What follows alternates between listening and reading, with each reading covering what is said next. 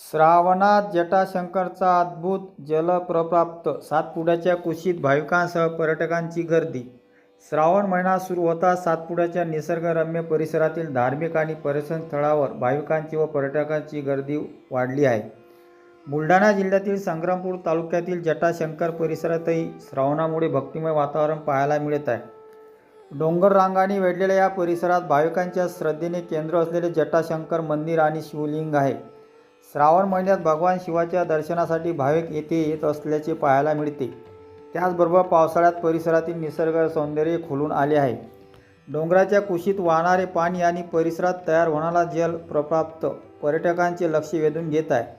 हिरवाईने नटलेल्या डोंगररांगा, वाहते पाणी आणि शांत वातावरण यामुळे जटाशंकर परिसराचे सौंदर्य आणखी खुलले आहे. एकीकडे शिवभक्ती तर दुसरीकडे पावसाळ्यातील निसर्गाचा मनमोहक आविष्कार.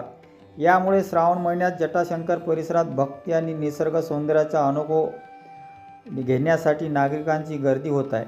मात्र पावसाळ्यात धबधबे आणि डोंगराळ भागात जाताना घसरडी वाट, पाण्याच्या वाढलेला प्रवाह आणि इतर नैसर्गिक धोके लक्षात घेऊन पर्यटकांनी आवश्यक काळजी घेणे गरजेचे आहे.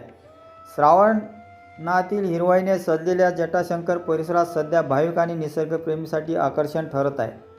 भक्तीचा जयघोष आणि निसर्गाचा जल्लोष असा अनोखा संगम सध्या जटाशंकरमध्ये पाहायला मिळत आहे.